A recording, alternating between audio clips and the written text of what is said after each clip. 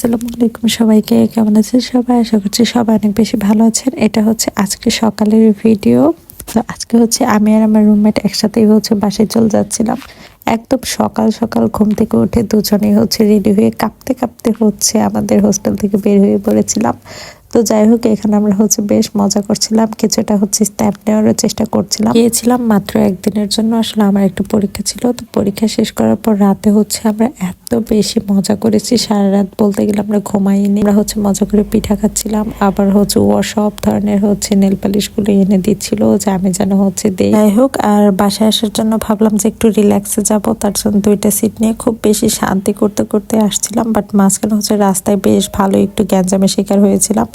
আসলে ফার্স্টে আমাদের বাসটাতে কি যে হয়েছিল বুঝলাম না। প্রথমে হচ্ছে পুলিশে ধরে 1 ঘন্টা হচ্ছে ওয়েট করতে হয়েছে সেখানে, মানে হচ্ছে বাসের মনে হয় কাগজপত্র নিয়ে কোনো একটা ঝামেলা ছিল।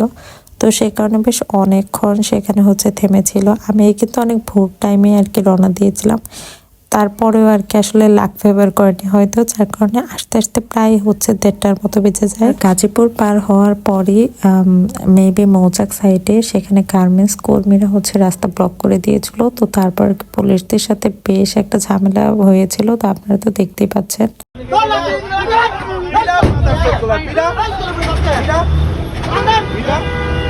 তো বাসটা এ পর্যন্ত আসার পরে এমন একটা পরিস্থিতি হচ্ছিল যে বাসটা মনে হয় যেতেই পারবে না। তো পরবর্তীতে পুলিশ প্রশাসনিক ভাবে আর কি চলে আসে। তো তারপরে ওনারা হচ্ছে মেবি ফাঁকা গ্যাস টাইপ কিছু একটা হচ্ছে দিচ্ছিল, যার কারণে অনেক বেশি ধোঁয়া হচ্ছিল। আর আমাদের বাসটা যেহেতু একদম সামনের দিকে ছিল, তো আমাদের একটু ভয়ও লাগছিল যে বাই এনি চান্স যদি আবার হচ্ছে বাসের ক্লাসে লাগে তাহলে তো অনেক বেশি প্রবলেম হয়ে যেতে পারে। আর তারপর হচ্ছে সেই কর্মীদের ইচ্ছা মতো পুলিশে মেরেছিল। তো এখন কি আর বলবো, আসলে পরিস্থিতিটা আমাদের দেশের এখন এইরকম, কখনোই দেখা যায় নর্মাল থাকে না।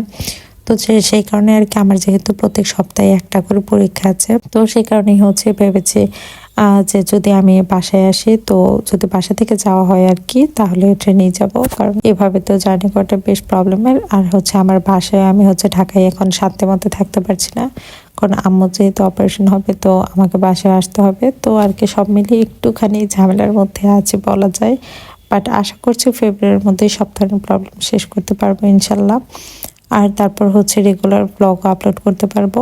আসলে এত বেশি অগোছালো সময় যাচ্ছে, ভেবেছিলাম 2026-এর শুরু থেকে অনেক সুন্দর করে সবকিছু গুছিয়ে শুরু করতে পারবো। বাট আসলে আমরা যত সুন্দরভাবে প্ল্যান করি আসলে সবকিছু তো আর সেভাবে হয় না। তো যাই হোক, আজকের ছোট ব্লগটা খুব বেশি বড় করব না। সবাই অনেক অনেক ভালো থেকো, আর আমার পরিবারের জন্য দোয়া করো। আল্লাহ হাফেজ সবাইকে।